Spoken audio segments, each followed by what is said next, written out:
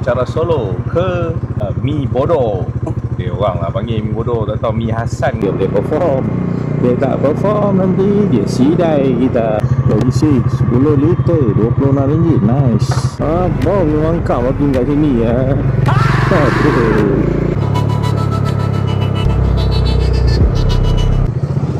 Nanti.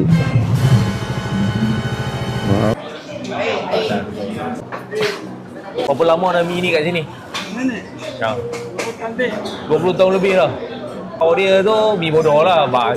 Bahasa yang ni Mi kosong je lah ni. Mi Bodoh. Mi apa? Mi Hasan. Lalu kalau ada rezeki saya ada lah. Tak ada tak apa Cik. Ha?